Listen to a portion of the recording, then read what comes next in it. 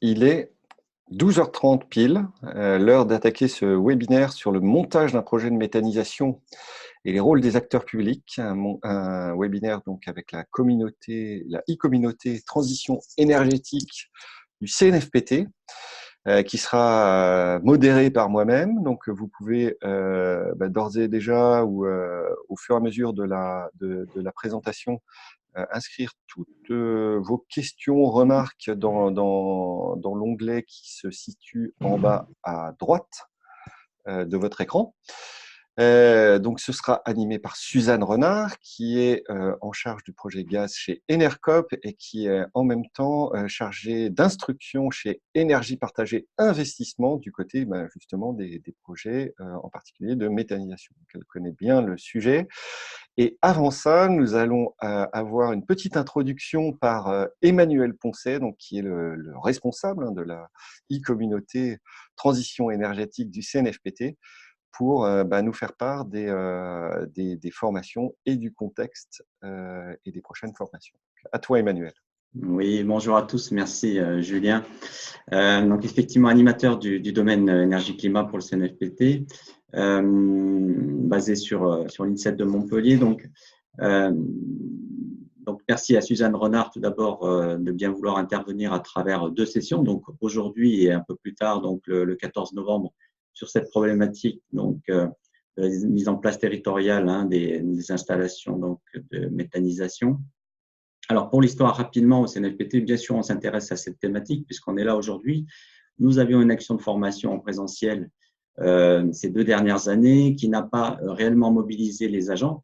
Donc, nous avons souhaité porter cette thématique autrement, à travers un webinaire. Mais comme les choses ne sont pas définitivement figées, la méthanisation pourrait revenir sous forme soit d'événementiel, soit de stage en présentiel ou à distance, ou sous un format mixte. Voilà. Donc, bien sûr, cette thématique s'intègre, on va dire, plus largement dans un itinéraire de formation consacré, on va dire, à la transition énergétique sur les territoires. C'est l'itinéraire qui porte le code I2Q23 et dans lequel, donc, vous avez toute une série de stages, d'actions de formation sur les différents sujets sectoriels de la transition énergétique. Voilà, donc bien sûr, la méthanisation rentre dans un processus, on va dire, plus large d'économie circulaire des territoires qui touche bien sûr d'autres compétences de la collectivité, d'autres domaines de compétences. Voilà, donc le CNFPT vous propose ces 2 sessions et puis nous verrons un petit peu quelles sont les perspectives à donner à cela, sachant que Julien, je crois qu'on a une 60aine d'inscrits et nous verrons donc en fin de session combien de participants ont été présents. Voilà, je rends la parole à Julien et je remercie encore Suzanne Renard d'intervenir sur ce sujet. Voilà, bon webinaire. Merci beaucoup, Emmanuel. Donc effectivement, comme les choses ne sont pas encore tout à fait définies au point de vue formation autour de la méthanisation, nous, on vous proposera, je mets une autre casquette, celle d'énergie partagée, on vous proposera de participer éventuellement, si vous le souhaitez, à une journée de formation autour de ce sujet. Et donc, à mon tour, je laisse la parole à Suzanne pour le premier de cette série de 2 webinaires. Je vous mettrai aussi le lien vers le 2e webinaire que vous pourrez suivre pour commencer tout de suite à attaquer le sujet. À toi, Suzanne. Merci. Donc, bonjour à toutes et à tous. Donc, voilà, là, j'ai un support de présentation que je partage et que vous devez pouvoir tous voir. Donc, aujourd'hui, ce webinaire, c'est vraiment centré sur un panorama du montage de projet et quel rôle peuvent prendre les acteurs publics et notamment les collectivités locales. Et puis, le second webinaire, sera plus centré sur les enjeux de l'appropriation locale. Donc, s'il y a des questions qui reviennent là-dessus, bien sûr, on pourra les traiter également, mais se dire qu'on approfondira ce thème-là la prochaine fois. Donc, l'objectif aujourd'hui, c'est de vous partager les ordres de grandeur et les grands enjeux des projets de méthanisation pour nourrir la manière de réfléchir à comment est-ce qu'on aborde le sujet en tant qu'acteur public, comment orienter ces réflexions, avec qui, dans quel calendrier. Donc voilà, j'ai un déroulé en 3 parties. On verra au début un peu une sorte de panorama global. Ensuite, les montages de projets de méta et les rôles que peuvent prendre une collectivité locale. Donc c'est Julien qui va modérer les questions. Moi, comme je projette, je ne les vois pas et donc soit il m'interrompra, soit il fera des petits récapitulatifs et des salves de questions peut-être entre chacune des parties. Et puis l'idée, c'est aussi d'avoir du temps d'échange, soit au cours du webinaire, soit en fin de créneau. Et on vous enverra aussi après coup la liste des ressources que j'aurais mentionnées. Et dans ces ressources, il y a aussi des contacts, notamment par plaque régionale, qui peuvent être intéressants. Et juste pour situer, du coup aussi, énergie partagée et son action sur la méthanisation. C'était juste pour vous dire aussi en introduction que ça fait depuis 2000 j'accompagne un projet collectif de méthanisation agricole. Aujourd'hui, il y a 2 projets qui sont en fonctionnement, en injection, avec dans l'un des 2 projets une implication très forte de la collectivité locale à travers son syndicat de traitement des déchets et à travers sa SEM. Et puis là, on continue d'accompagner aussi d'autres projets de méthanisation qui sont encore en développement. Donc, si on commence à se faire un peu le panorama du montage d'un projet de méthanisation, je voulais juste rappeler quelques notions, de se dire, en termes de production, un projet de méthanisation, c'est un projet à la fois de production agricole et de production d'énergie. C'est des projets qui vont traiter des matières agricoles et des biodéchets, éventuellement, ou des tontes de pelouse, des déchets verts des collectivités locales. Souvent, c'est des projets qui sont faisables économiquement à partir d'environ 10 000 tonnes par an de matières traitées et qui vont produire de l'énergie, donc du biogaz qui va être valorisé soit en électricité, soit en chaleur, soit en gaz dans les réseaux. Et en termes de production d'énergie, souvent on est autour de entre 5 gigawattheures et 60 gigawattheures. C'est vraiment pour fixer les idées que je donne ces chiffres-là. Mais en gros, entre, on va dire, 700 foyers et plutôt de l'ordre de 10 000 foyers en termes de consommation annuelle. Là aussi, en termes un peu d'ordre de grandeur, je ne l'ai pas écrit, mais globalement, il faut se dire qu'un petit projet de méthanisation, c'est un peu moins d'1 million d'euros d'investissement. Un projet agricole collectif, c'est entre 3 et 5, 6 millions d'euros d'investissement, qui peut commencer à traiter des matières du territoire aussi. Et un projet qui va être appelé souvent territorial, donc avec presque une dimension industrielle, c'est plutôt de l'ordre de 10 millions d'euros d'investissement. En termes de réglementation, la réglementation le contrôle qui s'applique aux unités de méthanisation, c'est à la fois l'ICPE, donc les installations classées pour la protection de l'environnement. Donc ça, c'est un peu un standard pour un certain nombre d'installations liées à l'énergie ou non. Et donc là, les unités, elles vont être soit en déclaration, jusqu'à 30 tonnes de matière traitée par jour, soit en enregistrement, jusqu'à 100 tonnes par jour, soit en autorisation. Voilà, donc des regards de la part de l'administration qui sont plus ou moins poussés. Bien sûr, on va être soumis à permis de construire, à plan d'épandage, donc pour le Digesta, qui est un amendement organique qui va être épandu dans les champs.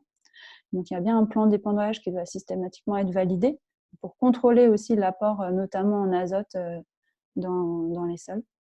Et puis, si les unités traitent des biodéchets ou des sous-produits animaux de catégorie 3, donc typiquement des déchets d'abattoir par exemple, il y aura souvent hygiénisation de ces déchets-là et agrément sanitaire, donc une procédure supplémentaire pour avoir une bonne conformité en termes de pratique et d'hygiène.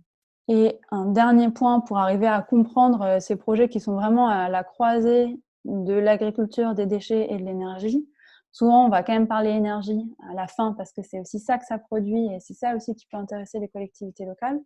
Donc, juste de se dire, une unité de méthanisation, elle produit du biogaz. Ensuite, ce biogaz, il est valorisé, soit par injection de gaz dans les réseaux. Donc, on épure le biogaz pour qu'il ressemble exactement au gaz, au méthane qui circule dans les réseaux. Et on l'injecte dans les réseaux de gaz. Donc ça, c'est la valorisation prioritaire d'un point de vue réglementaire, parce que c'est la valorisation de l'énergie qui a le meilleur taux de rendement. C'est là où on utilise mieux cette énergie renouvelable qui est produite. Et puis, s'il n'y a pas de réseau de gaz à proximité, ce qui peut être le cas en zone rurale, donc quand on dit à proximité, c'est entre 2 et 10 km au plus lointain. Le biogaz, il sera valorisé par cogénération, donc c'est-à-dire la production simultanée d'électricité et de chaleur. Et là, un des enjeux, ça sera de bien avoir un débouché chaleur, donc une consommation de chaleur localement qui soit toute l'année, donc notamment durant les mois d'été, qu'il y ait une consommation de chaleur, puisqu'en cogénération, on produit à peu près autant d'électricité que de chaleur. Suzanne? Oui. Oui, j'en profite que tu es encore sur cette slide pour relayer une question de Charles qui demande si l'ICPE, on revient un tout petit peu en arrière, il ne fait pas office de permis de construire. Alors souvent, ça peut être instruit simultanément avec une autorisation unique. Mais ensuite, en termes de ce qui est exigé dans l'ICPE et ce qui est exigé dans le permis de construire, ce n'est pas nécessairement exactement les mêmes documents. Mais en effet, en termes de dépôt auprès de l'administration, dans certaines régions, on a une autorisation unique et donc on dépose en même temps ICPE et permis de construire. Ok, merci. Et pareil, on reste sur ces slides, je t'ai interrompu, du coup j'enchaîne une autre question. Est-ce qu'il y a un volume minimum pour injection au réseau? En fait, il n'y a pas de volume minimum pour être autorisé à injecter dans les réseaux. Après, il y a des volumes techniques de l'ordre de… Donc, en injection réseau, on parle en mètres cubes par heure. Mais donc, voilà, en dessous de 10-20 normomètres cubes par heure, c'est des débits qui sont trop faibles pour être injectés. Mais surtout, en dessous à peu près de 50 normomètres cubes par heure, on va avoir un projet avec beaucoup de coûts fixes et peu de chiffre d'affaires. Et donc, économiquement, c'est des projets qui se font pas. Donc, c'est possible d'injecter une production inférieure à 50 normomètres cubes par heure, mais économiquement, c'est un équilibre qui est très difficile à trouver. Donc, souvent, l'injection, c'est à partir de ce seuil-là. Très bien, merci. Voilà. Et donc, pour finir sur la partie énergie, c'est de dire en injection, il y a des tarifs d'achat qui sont garantis sur 15 ans, en cogénération sur 20 ans. Et pour les plus gros projets, ça peut être des appels d'offres de la CRE. Donc là, c'est un système où on n'est pas en guichet ouvert, c'est-à-dire c'est pas je demande mon tarif et je peux l'avoir dès que je le demande, mais c'est la CRE fait un ou deux, donc la CRE, Commission de régulation de l'énergie, lance un ou deux appels d'offres par an en disant proposer un projet, demander un niveau de tarif et ensuite on verra quels sont tous les projets qui répondent et on attribuera un tarif d'achat aux projets les plus compétitifs. Donc, qui arrive à produire le plus d'énergie au coût le moins élevé en termes de coût de l'énergie. Mais aujourd'hui, sur les projets agricoles collectifs ou sur les projets qui sont portés ou coportés par des collectivités locales, on reste plutôt sur des mécanismes de tarif d'achat qui permettent de garantir du coup un revenu sur 15 à 20 ans et donc de donner aussi une visibilité.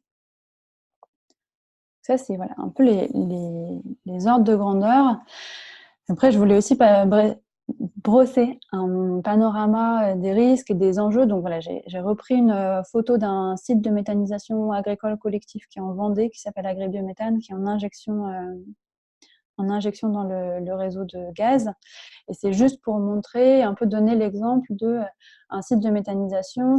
Ça peut être un petit site en bout de ferme, mais c'est aussi souvent, et notamment quand les collectivités locales sont impliquées, des sites qui sont semi-industriels d'une certaine manière, c'est-à-dire que c'est des sites où il va y avoir des transports de matière, du déchargement de poids lourds au moins une fois par jour. On va essayer de réfléchir au traitement des odeurs. Donc là, on voit sur la gauche des bâtiments, on a des bâtiments de déversement des matières qui sont fermés pour avoir du traitement d'air. Voilà, on est quand même sur des enjeux, sur des sites à hauteur de 5 millions d'euros d'investissement. Et donc, on est sur des enjeux semi-industriels en termes de conception du site et d'exploitation. Donc aujourd'hui, sur la conception, on a encore un foisonnement de solutions et d'acteurs, parce qu'on est sur une filière énergie renouvelable qui est encore assez récente. Et donc la question souvent, ça va être comment bien s'entourer et comment arriver à bien penser la conception en amont. Donc travailler avec des gens qui ont déjà plusieurs sites de méthanisation à leur actif. Puisqu'après, les questions qui se poseront dans l'exploitation, c'est comment être sûr que le gisement, donc c'est-à-dire les matières qu'on va traiter, soient durables dans le temps. On ne dimensionne pas une installation pour un certain volume de matière qui ensuite va venir soit se modifier, soit baisser. Donc, auquel cas, on mettrait en péril le bon fonctionnement du site. Et puis aussi, c'est un peu du jargon, mais la robustesse du groupe porteur, c'est-à-dire qui va exploiter le site dans la durée. Est-ce que c'est des agriculteurs? Est-ce qu'on va recourir en partie à un exploitant industriel? Et comment est-ce qu'on pense ça? Pas uniquement pour les premières années, mais pendant les 15-20 ans de la durée de vie du site. Qui va pouvoir se former? Qui va gérer les astreintes? Là, il y a vraiment toute une réflexion autour de cette thématique-là, parce que par rapport à d'autres projets d'énergie renouvelable, où en fait on installe une infrastructure, on bâtit une éolienne, on installe des panneaux, et ensuite cette infrastructure, elle produit. Là, les unités de méthanisation, on est sur des sites qui vivent, voilà, sur lesquels il y a de l'activité tous les jours. Il y a entre 1 ou 2 emplois équivalents temps plein qui sont créés pour exploiter le site. Pareil, en ordre de grandeur, il y a à peu près 50% du chiffre d'affaires d'une unité qui va payer les dépenses d'exploitation, les OPEX. Donc voilà, il y a des vraies questions à se poser sur la durabilité et l'exploitation du site. C'est pas en avoir peur pour autant, mais c'est une spécificité de ce type d'énergie renouvelable. Et puis une troisième spécificité, c'est son articulation très forte avec le monde agricole, parce que la méthanisation, c'est avant tout une technologie agricole de traitement des effluents ou des déchets des fermes, avant presque d'être une production d'énergie renouvelable. Et donc, on va avoir des enjeux croisés en termes environnementaux, à la fois sur l'énergie, mais aussi sur les pratiques agricoles. Donc, comment est-ce qu'on épand le digestat? Quelles sont les qualités agronomiques du digestat? Comment est-ce qu'on s'assure de ne pas saturer les sols en azote? Comment est-ce qu'on s'assure de ne pas organiser une perte du carbone des sols? Voilà, il y a beaucoup de questions qui se posent. C'est des questions qui dépassent juste la question de l'acceptabilité locale, c'est-à-dire c'est pas juste est-ce que je crée des nuisances pour mes riverains, est-ce que j'abîme le paysage, c'est aussi quel impact environnemental de ces unités-là. Et ça encourage vraiment les acteurs qui portent les projets à discuter et à réfléchir le projet sur tous ces enjeux dès le début. Donc il y a un accompagnement aussi fort qui peut être fait de la part des associations de protection de la nature, notamment le réseau France Nature Environnement qui travaille beaucoup sur la méthanisation. Et donc voilà, c'est un élément de plus pour travailler les projets, les réfléchir en amont. Et à Énergie Partagée, on s'est aussi doté d'une charte qui guide notre action et qui met des garde-fous sur justement ces enjeux environnementaux. Donc voilà, j'ai bien conscience que je fais des panoramas, j'ouvre des questions autant que j'apporte des réponses, mais le but c'est vraiment de partager ce niveau-là de questionnement pour tout le monde, et après on verra qu'il y a des réponses qui peuvent être apportées à toutes ces questions. À propos d'ouvrir des questions, Suzanne, il y en a quelques-unes qui s'ouvrent, donc je vois que tu vas changer de slide, du coup j'en profite pour ne pas perdre les gens et qu'ils restent bien accrochés au sujet. Donc tu parlais tout à l'heure de rachat du gaz et d'injection dans le réseau. Est-ce qu'aussi on peut imaginer des unités de méthanisation en circuit court? C'est une question de Anne. Alors, ça pourrait s'imaginer, après c'est pas ce qui est promu en France aujourd'hui. Nous, c'est pas non plus spécialement ce qu'on défend, puisque l'intérêt d'avoir une injection dans le réseau, c'est d'avoir une mutualisation, c'est-à-dire le jour où l'installation elle a besoin d'être maintenue, donc d'être arrêtée, de ne pas produire de gaz pendant 1 jour et demi, on n'a pas de rupture d'alimentation pour les clients. De la même manière, si en fait on fait face à un hiver très froid et qu'il y a plus de consommation de gaz sur la zone que ce que peut produire l'unité de méthanisation, on peut avoir, comme on a des capacités de stockage de gaz qui sont importantes en France, on peut avoir bien le réseau qui apporte du gaz et qui permet d'alimenter les clients. Et en effet inverse, l'été, on a des installations qui vont souvent produire un peu plus que ce qui est consommé. Et donc le fait d'avoir un réseau, ça permet aussi de tamponner tout ça. Donc voilà, d'un point de vue technique, ça crée beaucoup de complexité d'imaginer des unités en circuit court. Et du coup, d'un point de vue économique, aujourd'hui, il y a du tarif de rachat uniquement s'il y a injection sur les réseaux, soit de gaz, soit d'électricité. Et aujourd'hui, faire un projet de méthanisation sans tarif de rachat, c'est beaucoup trop coûteux.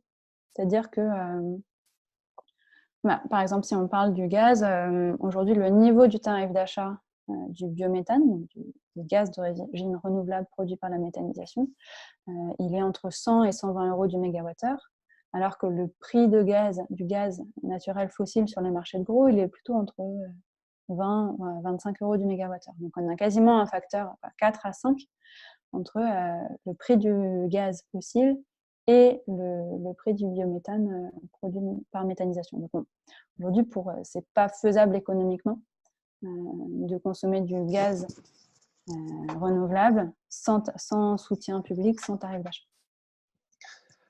Ok, merci. Une autre question, j'en ai plusieurs, hein, donc, petit point temps, on a passé déjà 20 minutes, donc peut-être des réponses un peu plus courtes, de façon à pouvoir en poser le maximum. Donc là, j'ai Thierry qui demande qui associe en phase d'une étude de faisabilité. Il parle de technique, financier, asso, riverain, agriculteur, etc. Ok. Du coup, ça, je propose de répondre dans la suite du déroulé. Ok. Intérêt du modèle économique. Donc, ça, c'est une autre question. Il est bien compris pour les agriculteurs, ça c'est ok, mais quel intérêt du modèle pour les agro-industriels? Ok. Ça, je peux l'apprendre aussi plus tard quand on fera un peu quels sont les intérêts des différents acteurs à aller dans un projet. Et donc, il y a Anne qui fait une remarque. C'est plutôt que le gaz soit utilisé en circuit court pour alimenter une unité. Alors, c'était à propos de la question en circuit court. C'est plutôt pour que le gaz soit utilisé en circuit court pour alimenter une unité de séchage de plaquettes de bois, par exemple. Mais merci de la réponse. C'était pertinent, en effet. Voilà. Donc, tu peux continuer. Ok. Je voulais juste aussi faire un point sur le déroulé d'un projet et du coup les enjeux aux différentes phases. J'ai volontairement pas mis de calendrier en face puisqu'on a des projets qui se montent en 2 ans, 3 ans quand c'est porté par quelques agriculteurs, voilà, où c'est plutôt leur projet. Et puis il y a des projets qui sont plus longs parce qu'ils sont collectifs, parce qu'ils impliquent une diversité d'acteurs. Donc voilà, et là ils peuvent mettre 5-6 ans à aboutir. Mais juste ce que je voulais dire à propos de ça, c'est donc on a une phase d'émergence du projet, notamment de construction du groupe porteur qui va être très important parce que c'est ce groupe-là qui va pouvoir amener des compétences diverses, amener des matières et imaginer le projet qu'ils souhaitent dans la durée. Donc des phases d'émergence qui peuvent être assez longues et aussi très encouragées par les collectivités locales, à partir desquelles le projet est visible, c'est-à-dire qu'on en a entendu parler, il peut être connu par des riverains, et là on rentre un peu dans le ventre mou en termes d'appropriation du projet, où à la fois on sait qu'il va y avoir un projet localement, et en même temps on n'a pas assez d'éléments concrets dessus pour vraiment pouvoir se poser des questions et répondre aux interrogations. Donc ça peut être un moment parfois pas simple en termes de réponse aux réticences des riverains. Donc ensuite, souvent des premières études de préfaisabilité qui permettent notamment de quantifier combien de matières seront traitées, donc de sécuriser aussi les gisements, donc d'avoir des engagements sur ces matières-là, et du coup de dimensionner le site, et donc d'asseoir un peu cette vision territoriale, c'est-à-dire avec qui le site est fait, quels sont les acteurs autour de ce projet, quels intérêts sont représentés, donc de choisir des partenaires qui vont être conformes à cette vision-là. Et puis ensuite, une phase d'étude technique pour vraiment s'assurer que la conception du projet sera bien adéquate à la manière de l'exploiter qui va être souhaitée, adéquate aux matières qui sont traitées. Et puis anticiper les enjeux environnementaux, les enjeux territoriaux de communication, d'appropriation locale, de transparence du site. Ensuite, une phase de financement qui peut prendre 6 mois de recherche de financement et puis de stabilisation des acteurs et de la gouvernance de ces projets-là. Souvent à peu près 1 an de chantier concret. Et c'est beaucoup plus facile de commencer à communiquer dessus, mais il y a toute la partie amont aussi où il faut penser la communication. Et cette partie-là, chantier et fonctionnement, un enjeu de montée en compétences qui est important, notamment si c'est les agriculteurs qui vont exploiter, puisque là, ça va être un métier nouveau que les agriculteurs assurent très bien, mais du coup, il faut penser cette montée en compétences. Et une partie suivi territorial aussi, c'est-à-dire tout cet accompagnement du projet, cet effort collectif, comment est-ce qu'ensuite il sera pérennisé, quelle communication sera faite. Voilà, donc je voulais juste un peu mettre ces jalons pour ensuite faciliter les échanges et la discussion. Et donc, ensuite, revenir sur les acteurs et les ressources pour penser tout ça. Donc, les acteurs des projets, les acteurs qui peuvent accompagner les porteurs de projets, ça va souvent être des acteurs techniques de la conception, donc des chambres d'agriculture qui sont assez fortement positionnés là-dessus, des bureaux d'études spécialisés dans la méthanisation, qui vont aussi parfois jouer un rôle d'appui à la maîtrise d'ouvrage, donc de conseil, et puis des maîtres d'œuvre, là, ça sera plutôt pour la phase chantier. Il y a également des acteurs de la construction, des fournisseurs de matériel. Donc, il y a souvent des projets qui sont soit clés en main, soit semi-clés en main qui sont proposés, donc qui peuvent aussi accompagner les porteurs de projets. Et puis, aussi de dire qu'en appui à l'exploitation, il y a des industriels et des experts qui sont spécialisés, des industriels qui peuvent être des exploitants, des développeurs exploitants. Mais il y a aussi de plus en plus des experts qui ont une expérience de 5-10 ans d'exploitation des projets et qui peuvent venir en appui ponctuel sur des projets de taille moyenne. Donc ça, c'est quelque chose qu'on n'avait pas encore dans la filière jusqu'à il y a 5 ans et qui est précieux pour justement monter en compétences et en qualité. Les acteurs nationaux de la filière, alors il y a l'ADEME qui suit très fortement la filière et qui l'accompagne, avec les directions régionales des ADEME qui peuvent financer jusqu'à 50% de certaines études de préfaisabilité. Donc c'est vraiment un appui important, et parfois en lien avec les agences de l'eau, quand il y a des enjeux de protection des bassins versants. Un club professionnel, donc le club biogaz, qui est le syndicat un peu professionnel de la filière, qui est notamment en train de mettre en place aujourd'hui un label qui s'appelle Calimeta, et c'est un label qui va certifier les entreprises de la construction, les entreprises de matériel et les entreprises de construction et de l'appui et la maîtrise d'ouvrage sur un certain nombre de critères de qualité.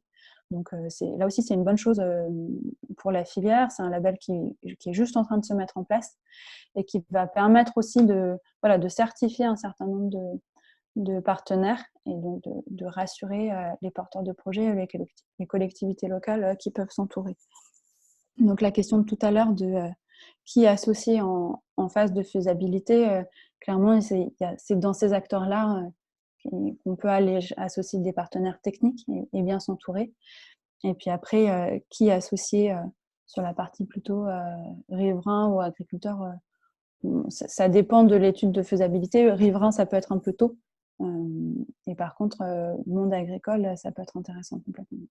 Et puis, qui est associé aussi, ça peut être potentiellement des associations de protection de la nature, si elles sont déjà positionnées, et pour anticiper des questions et pour aussi construire un peu le projet avec eux. Donc il y a France Nature Environnement qui a fait un gros travail depuis 4 ans sur la méthanisation pour dire de quelle méthanisation est-ce qu'on pourrait vouloir, et qui a notamment fait un travail d'organisation du dialogue. Et donc ils ont publié un document qui s'appelle le Métascope, qui aide à se poser des bonnes questions et qui doit favoriser le dialogue entre des associations de protection de la nature et des porteurs de projets.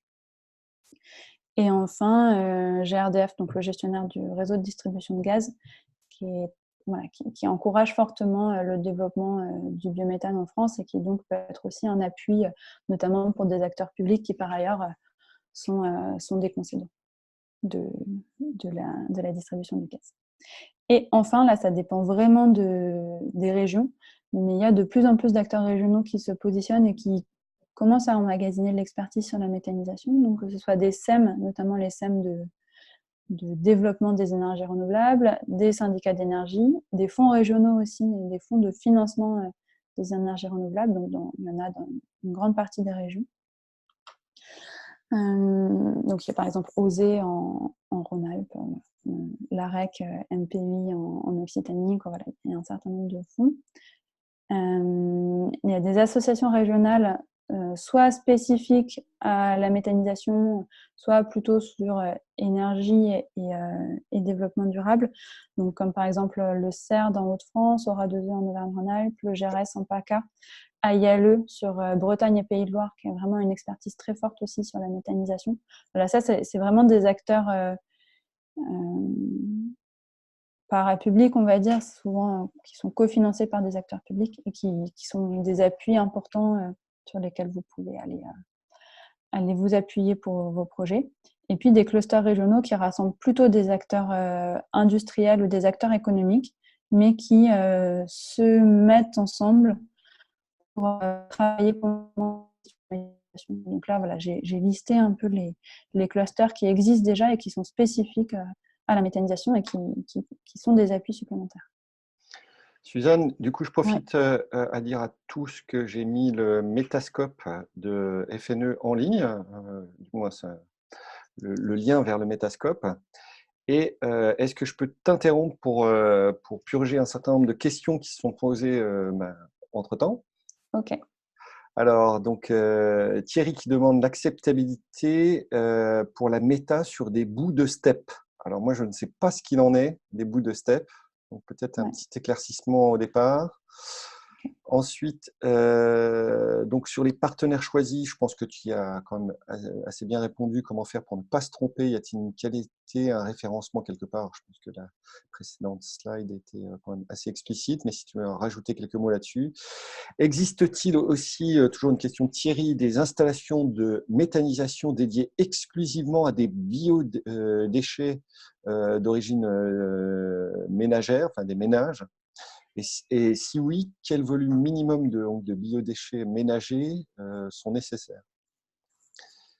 Voilà. Après, on insistait sur aussi les acteurs des conseils régionaux en direct qui peuvent accompagner financièrement et même parfois plus. Mais je pense que tu l'as bien dit. Voilà. Ok. Alors, sur l'acceptabilité de la méthanisation des bouts de step, donc les bouts de stations d'épuration qui peuvent avoir des contenus notamment en métaux lourds ou en composés traces ou voilà, en reste de médicaments qui peuvent parfois être importants. Clairement, c'est une vraie question aujourd'hui sur lesquelles les acteurs environnementaux sont très réticents. Alors, évidemment, aujourd'hui, il y a déjà une partie des bouts de stations d'épuration qui sont déjà épandus sur les sols agricoles. Après, il y a aussi la question de est-ce qu'on peut faire mieux et donc éviter d'épandre ces bouts. Donc, clairement, aujourd'hui, il y a plutôt un positionnement des acteurs écologistes contre l'épandage des bouts du digestat issu de la méthanisation de bouts de stations d'épuration. Aussi, d'éviter la dilution, c'est-à-dire d'éviter de mélanger des bouts de steppe et puis des déchets agricoles, puisqu'ensuite, ça ferait on dilue le contenu des bouts de steppe dans un volume de digestat encore plus important, et donc on va aller les pendre sur encore plus de surface agricole. Voilà, donc c'est un vrai sujet en effet, mais on garde aussi en tête qu'aujourd'hui, il y a une partie des bouts qui sont déjà épandus. Et donc voilà, la méthanisation, ce qui est important, c'est toujours d'étudier les projets en fonction de quel est le point de départ et qu'est-ce qu'on améliore. Sur les partenaires choisis et le référencement, clairement, moi je pense qu'une chose qui peut être faite, c'est de croiser les partenaires qui sont dans le label Calimeta et les partenaires qui sont dans les associations régionales, les clusters ou qui sont connus de la part des associations régionales ou des conseils régionaux. Ça peut être déjà un bon croisement pour voir avec qui travailler. Et sur les installations de méthanisation à partir de biodéchets ménagers uniquement, il y en a quelques-unes en France. Il y a le CIMEVAD à Forbach. Il y a le site de Lille, qui a été le pionnier en France pour faire rouler des bus au biogaz issu des déchets, de la méthanisation des déchets de l'agglomération. Et il y a aussi le site de Hénin-Beaumont. En termes de volume minimal, là, comme ça, je ne veux pas vous dire de bêtises, mais c'est quand même plutôt des agglomérations assez conséquentes en termes de nombre de personnes, nombre d'habitants. Du coup, j'ai bien l'heure sur le temps également, et donc je vous propose de passer à la seconde partie sur la diversité des montages, où là, la question, c'est vraiment qui est-ce qu'on met autour du projet, pourquoi faire, et du coup, comment on le fait. Donc, souvent en méthanisation, on a des portages de plusieurs acteurs. Donc, on rassemble autour d'un même projet des agriculteurs. Donc, on peut avoir le projet d'un agriculteur seul qui va juste faire uniquement son site à la ferme, mais là, c'est pas trop les projets qu'on évoque aujourd'hui, mais plutôt plusieurs agriculteurs qui ont plusieurs fermes, qui parfois travaillent déjà ensemble à travers la coopération agricole, une CUMA ou d'autres pratiques. Des acteurs du territoire, les collectivités locales, les SEM, les SDI. les syndicats de traitement des déchets aussi.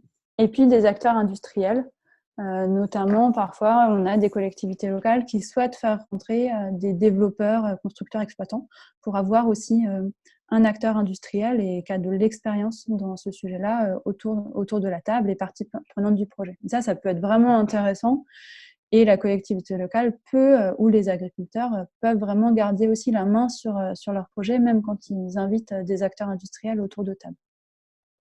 Donc souvent, on a un peu ces trois acteurs-là en fonction des apports de matière, c'est-à-dire qui apporte des matières, est-ce que c'est les agriculteurs, est-ce que la collectivité locale en apporte aussi, en fonction des volontés d'ouverture, c'est-à-dire est-ce que notamment les agriculteurs ont envie de faire un projet de territoire ou est-ce qu'ils préfèrent faire un projet uniquement avec leur matière sur leur ferme, et puis en fonction des besoins de compétences, de financement, de présence à long terme, puisque clairement avoir des acteurs du territoire en plus dans un projet de méthanisation, ça permet de garantir une meilleure inscription dans le territoire, d'apporter des compétences complémentaires, d'apporter du financement. Et donc, il y a vraiment un intérêt au projet de méthanisation quand ils rassemblent tout le monde. Donc, ça fait des projets un peu complexes, mais ça fait des projets qui sont aussi très robustes sur la durée. Et puis, on a des projets qui peuvent être donc impulsés, qui émergent de manière diverse. C'est soit des agriculteurs qui sont seuls ou qui se rassemblent parce qu'ils imaginent ensemble un projet de méthanisation et puis ensuite ils font rentrer d'autres acteurs. Ça peut être aussi des syndicats de traitement de déchets qui portent une première étude de préfaisabilité pour susciter un peu l'intérêt, pour cartographier les gisements du territoire et puis après qui vont essayer d'accompagner les agriculteurs intéressés sur leur territoire à prendre le sujet en main, à se structurer et puis à porter le projet. Et puis on a aussi des collectivités locales et des développeurs qui portent seuls le projet, qui sont vraiment à l'initiative et qui associent les agriculteurs, mais où les agriculteurs peuvent ne pas avoir la disponibilité ou la possibilité de vraiment s'investir plus dans le projet. Et donc là, on a plutôt un projet public au service des acteurs paysans et agricoles de territoire. Donc là, c'est trois typologies, nous, c'est trois types de projets qu'on a accompagnés à chaque fois, sur lesquels on a des retours d'expérience. On peut aussi vous mettre en contact avec les acteurs qui les ont portés. Et après, ce qui est vraiment important dans un projet de méthanisation, c'est pourquoi. C'est de se dire, on va avoir plusieurs acteurs qui vont porter ensemble le projet. Et ce qui est important, c'est de vraiment prendre le temps au début de clarifier quelles sont les motivations de chacun à agir, qu'est-ce que les différents acteurs viennent chercher dans ce projet-là, et donc comment faire pour que ce projet réponde à tous ces intérêts-là, et qu'on arrive bien à cartographier ça, à mettre les choses sur la table dès le début, afin que le projet il soit robuste et pérenne dans la durée. Donc là, j'ai listé quelques motivations différentes en fonction des acteurs. Donc clairement, par exemple, notamment pour des éleveurs, il y a des enjeux de mise aux normes, puisque il y a des mises aux normes de fumière ou de stockage de fumier qui sont de plus en plus importantes avec des normes qui évoluent. Et donc, entre investir dans un bâtiment qui ne sert uniquement qu'à stocker du fumier ou mettre le même investissement, mais dans un projet collectif de méthanisation qui va permettre de changer les pratiques agricoles et puis d'avoir aussi une rentabilité, là, ça peut être une des incitations à faire de la méthanisation pour les éleveurs. Il y a un fort intérêt aussi sur la partie autonomisation des fermes, donc à la fois produire son propre amendement, son propre engrais à travers le digestat, et puis aussi avoir une rentabilité économique, produire de l'énergie, donc être moins dépendant au final d'apports extérieurs pour les fermes. Il y a des élevages qui voient la méthanisation comme un outil d'agrandissement, voire d'intensification, de se dire, voilà, j'ai beaucoup de bêtes, potentiellement elles sortent peu, et donc j'ai des volumes d'effluents, de fumée lisier qui sont importants, et la méthanisation permettra de m'aider à mieux les traiter. Voilà, ça existe aussi, c'est souvent des motivations sur lesquelles les acteurs écologistes tiquent, mais il faut le reconnaître quand ça existe. Et puis après, de la part des acteurs publics ou des acteurs du territoire, il y a souvent la question d'avoir une gestion plus locale et plus durable des déchets, même des biodéchets qui peuvent être collectés par des entreprises spécialisées, mais qui aujourd'hui vont être traités à 200, 300, 500 km du territoire. Et donc là, de pouvoir avoir un débouché local et donc retrouver des boucles courtes et circulaires sur les matières, sur les flux de matière, une production d'énergie renouvelable, pour certains acteurs, il peut y avoir une activité d'exploitation, donc notamment des entreprises agricoles qui vont aller avoir de l'épandage de digesta ou des prestations de logistique, de transport des matières. Donc là aussi, les sites de méthanisation, c'est des sites qui dynamisent le tissu économique local, qui créent des emplois, mais qui créent aussi des prestations. Donc ça peut être une volonté, par exemple, des acteurs locaux, d'appuyer ces acteurs-là du territoire, de pérenniser à certains agriculteurs. Et puis, bien sûr, il y a aussi une dimension financière, puisqu'aujourd'hui, avec les tarifs d'achat, il y a un intérêt à investir dans les projets, puisque c'est des projets qui sont rentables économiquement. Et donc, ça peut aussi être une motivation, même si clairement, ce ne sera pas le travail nécessaire pour développer un projet, mais ça fait partie des motivations. Et là aussi, il faut les cartographier et se dire quels sont les intérêts des différents acteurs à agir. Et donc, ces intérêts-là, ils sont et dans la phase de développement et aussi vraiment sur la phase d'exploitation.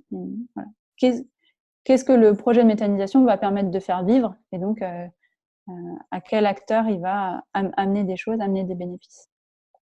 Et donc, une fois que sur un projet, on arrive à commencer à consolider un groupe porteur, à commencer à travailler la vision de ce projet de méthanisation, pourquoi on le fait, c'est quoi les bénéfices qui sont souhaités, c'est quoi les garde-fous, c'est quoi les limites. Là, nous, on a un montage juridique, voilà, ce qui va être fait souvent. Donc là, l'idée, c'est comment on fait ça et donc juridiquement, comment on organise ça. Donc, on prend un outil qui est commun à peu près à tous les projets d'énergie renouvelable qui s'appelle donc une société de projet, donc en anglais SPV.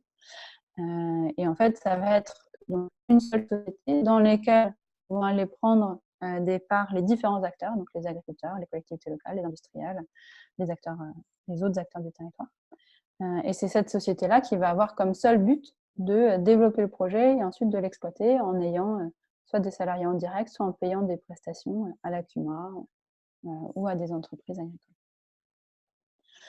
Et donc, c'est en fait à travers les différents documents juridiques de la société qu'on va organiser le projet. Et donc, en fait, c'est dans les statuts, dans le pacte d'actionnaires et dans toutes les conventions et les contrats que vont passer cette société, on va encadrer le projet et qu'on va se dire quelle gouvernance est souhaitée, quelle allocation des bénéfices, quelles exigences environnementales, quelles exigences de bénéfices pour les agriculteurs, etc. Donc, vraiment, il y a des boîtes à outils qui maintenant sont bien travaillées et la plupart des acteurs de la filière en ont l'habitude. Et puis nous aussi, on commence à avoir des documents type pour nos adhérents et puis pouvoir aussi faire du conseil là-dessus. Donc, il y a vraiment à se dire, il y a les statuts qui sont des documents publics qui sont déposés au greffe. Ensuite, il y a des pactes d'actionnaires qui permettent d'organiser l'entente entre les actionnaires, entre eux. Donc, c'est un document qui est privé, qui n'est pas public. Mais où on peut fixer des exigences environnementales, des exigences de communication locale, un suivi dans le temps du site. Par exemple, nous, Énergie Partagée, les projets qu'on soutient, on a un suivi annuel du site et donc une communication transparente aussi aux riverains et aux habitants. Donc voilà, il y a vraiment tous ces documents-là qui permettent de bien se mettre d'accord et d'écrire les choses pour ensuite qu'elles durent et qu'il n'y ait pas des incompréhensions. Et puis ensuite, un certain nombre de conventions qui vont encadrer tous les aspects du site, le développement, les apports de matière, toute la partie échange matière contre digesta pour les agriculteurs. Voilà. Tous ces documents-là qui sont bien à penser en amont. Et c'est parce qu'on se sera posé les questions du pourquoi qu'on arrivera à être très clair sur comment on fait ça. Donc là, moi, je voulais clarifier ça pour dire, il y a des vraies questions à se poser, il y a des manières de les traiter. Ensuite, je vous propose une troisième partie sur, plus concrètement, pour une collectivité locale, quels sont les rôles possibles et comment. Et je ne sais pas s'il y a des questions avant à prendre ou pas. Si, justement, il y avait quelques questions. Il y en a une à laquelle j'ai répondu sur la Bourgogne-Franche-Comté, des fonds d'investissement en ENR. Donc là, je renvoie vers le réseau Copawatt, là-bas, qui connaît très bien tous ces fonds d'investissement régionaux.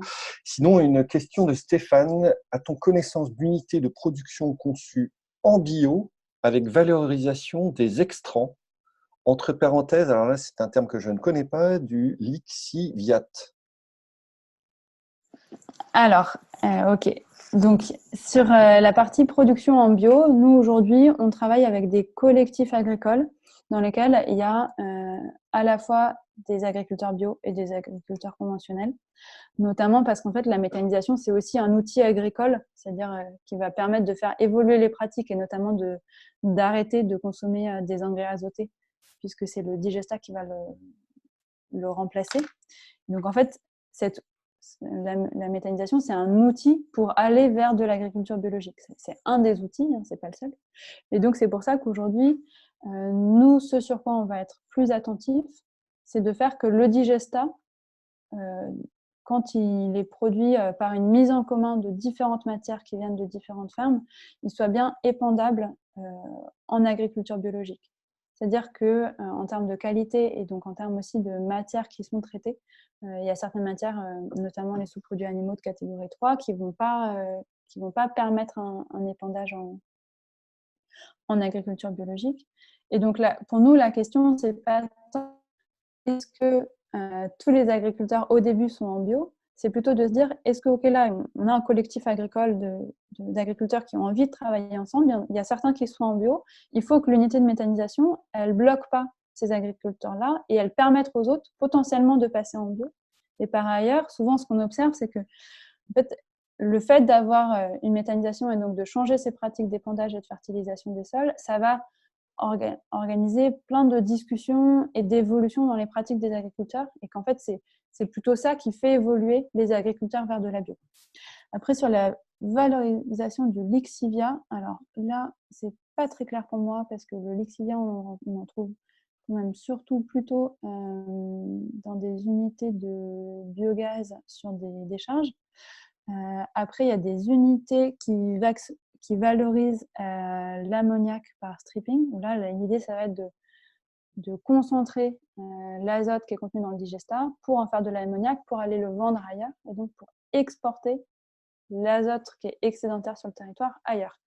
Ça pose des questions, parce que ça pose aussi la question de, en fait, on est sur un modèle agricole qui n'est pas pérenne à l'échelle d'un territoire, puisqu'il produit trop de nitrates.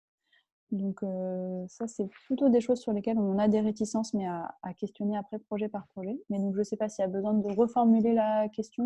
Non, en fait, justement, Stéphane a réagi en disant qu'il était content de la réponse et que par Lixivia, il voulait dire en fait plus digesta. Donc, en fait, digesta. tu as bien répondu. J'en profite du coup pour te relayer une autre question, une question de Nicolas. Je crois que tu parlais de sous-produits animaux de catégorie 3, je crois justement qu'il en parle. Dans la proportionnalité entre les biodéchets ménagers et les déchets SPA3, donc je suppose que c'est ça, sous-produits animaux de catégorie 3, type fumier dans un méthanisateur, y a-t-il un seuil à ne pas dépasser pour les SPA3 ? Alors, les SPA3, c'est vraiment pas des fumiers, plutôt des déchets d'abattoir, des déchets carnés. Il n'y a pas de seuil à dépasser. La question, c'est vraiment quelle est l'unité de méthanisation, quel est son but, à quoi elle sert. Et donc, ensuite, quelle utilisation aussi du digesta après. Les unités, par exemple, qui traitent uniquement des biodéchets, dont on parlait tout à l'heure, Hénin-Beaumont, Lille, Forbach, il y a une partie de ces unités pour lesquelles le digesta va être composté après, va être répandu sur des terres agricoles, et il y a une partie des unités pour lesquelles le digesta va être retraité, et puis à la fin, le résidu de tout ça va être envoyé en incinération parce que c'est issu des biodéchets et c'est potentiellement trop chargé. On essaye de séparer en termes de qualité, d'avoir des choses qui soient épandables, et puis de séparer ce qui ne peut pas l'être, et donc qui sera incinéré. Donc la question, c'est, il n'y a pas de seuil, c'est vraiment comment penser la qualité du retour au sol et où mettre des garde-fous. Et donc là, pour nous, la meilleure manière de travailler ça, c'est d'avoir les agriculteurs qui soient très fortement impliqués dans le projet, puisqu'en fait, c'est eux qui sont garants de la qualité de leur sol, puisque c'est ça qui leur permet de vivre. Ok, super. Un petit point temps. Il nous reste 10 minutes donc, sur la dernière partie. Donc, c'est parfait. C'est parfait. Donc, les rôles possibles pour une collectivité locale. moi, je veux aussi vous renvoyer à une brochure très bien faite qui a été faite par l'IFRE en Nouvelle-Aquitaine et qu'on vous enverra qui est disponible publiquement, qu'on vous enverra après avec le webinaire également. Là, je propose juste de séparer un peu deux types de rôles, soit aux côtés des porteurs, soit en partenariat. L'idée, c'est plutôt de susciter la discussion et puis de voir aussi, parce que dans les questions que vous aviez en amont, quand vous vous êtes inscrit, il y avait plusieurs questions autour de ça. Donc, je vais présenter ça en 5 minutes et puis comme ça pourra aussi permettre de répondre à vos questions spécifiques. Donc, un premier type de rôle, ça peut être d'être aux côtés des porteurs de projets et donc se dire la collectivité locale, elle va faire émerger aussi le projet et puis elle va accompagner les porteurs dans ce projet-là. Donc, potentiellement, par rapport aussi à des questionnements des riverains, elle va s'afficher aux côtés des porteurs de projets. Parce qu'elle aura des objectifs de développement des énergies renouvelables ou de la qualité des sols ou des activités économiques sur son territoire qui font qu'elle souhaite un développement de la méthanisation. Donc, une fois qu'elle a bien cadré ça, c'est de dire pourquoi s'impliquer dans un projet de méthanisation, avec quels objectifs, elle pourra favoriser l'émergence d'un projet, donc en mobilisant localement, en essayant de sensibiliser, et puis aussi en quantifiant et en cartographiant les gisements de matières méthanisables, et donc pour pouvoir dire ensuite aux agriculteurs, aux acteurs du territoire, en fait, ici, il y a de quoi faire un projet de méthanisation qui soit viable économiquement, qui ait un intérêt environnemental, la collectivité locale est prête à le soutenir, et donc, voilà, essayer de susciter l'émergence d'un groupe porteur à travers ces actions-là de communication et puis de montrer que c'est faisable. Par exemple, faire témoigner aussi d'autres projets agricoles collectifs qui ont eu cette démarche-là. Et donc, voilà, susciter l'émergence. Et puis, une fois que ça commence à prendre, la collectivité locale, elle peut accompagner les porteurs. Donc, bien sûr, à travers tout le travail de mise en lien et de soutien avec d'autres acteurs publics, donc des syndicats, notamment énergie et traitement des déchets, les SEM de développement des énergies renouvelables qui peuvent aussi financer les projets, les fonds régionaux, énergie partagée. Nous, on peut aussi être en appui des collectivités locales sur ces questions. La collectivité, elle peut soutenir le développement du projet par une participation au capital, donc notamment au capital de la société en développement pour financer quelques études, par exemple. Et puis, elle peut faciliter le dialogue avec les habitants. Donc ça, on y reviendra dans un mois. Mais il y a aussi tout un travail d'encourager, d'aider les porteurs de projets à communiquer. Et les acteurs publics peuvent être un bon espace et une bonne médiation pour faciliter cela, si la collectivité a bien décidé d'être aux côtés des porteurs. Il faut qu'elle clarifie, elle, son rôle et son positionnement ensuite pour encourager le dialogue. Puis elle peut aussi être plutôt aux côtés des porteurs de projets en imaginant des partenariats potentiellement plus forts, apporter des matières, par exemple des tontes de pelouse, des déchets verts. Elle peut choisir de financer le projet à terme, donc de devenir actionnaire au niveau de l'investissement, avec donc un projet qui est moins risqué à ce moment-là, et puis faciliter du financement institutionnel, ce qui permettra aussi aux agriculteurs de ne pas se sentir en face à face avec des développeurs ou des industriels, et puis ce qui permettra un peu ce jeu pluriacteur qu'on a évoqué tout à l'heure et qui permet que les intérêts du territoire soient aussi vraiment représentés dans le projet, puisqu'ils vont être dans le financement et donc ils vont être dans la gouvernance. Et une partie soutien du projet et de la communication. Donc relayer, organiser des partages d'expériences avec d'autres sites, aussi faire du lien avec des circuits courts sur l'alimentation, et puis organiser aussi le suivi du projet dans le temps et être un des acteurs si la collectivité décide de financer le projet à terme, de pouvoir participer à la transparence du projet dans la durée. Donc voilà, ça c'est en fonction du stade plutôt développement ou plutôt ensuite investissement une fois que le projet est en exploitation, et donc que soit apporter des matières, financer le projet ou organiser la communication dans la durée. Tout ça, c'est des rôles que peuvent prendre les collectivités locales, qu'elles prennent déjà. Donc il y a aussi des collectivités locales qui peuvent en témoigner. Voilà. Nous, on a des retours d'expérience qui sont riches, qui sont intéressants là-dessus. Et donc, voilà, je voulais finir là-dessus pour pouvoir prendre des questions et juste vraiment en synthèse de se dire la méthanisation, c'est voilà, des projets qui peuvent être longs parce qu'il y a beaucoup d'enjeux. Ils peuvent rassembler des acteurs très divers. Ça peut être vraiment des très beaux projets de territoire parce qu'on arrive à faire converger agriculture, biodéchets et énergie. Il y a beaucoup de ressources sur tout ça, donc on vous enverra une prochaine. Et puis sur la partie vraiment appropriation locale, il y aura un prochain webinaire dans un mois sur plutôt la partie communication, lien avec les habitants, outils et ressources pour tout ça. Voilà.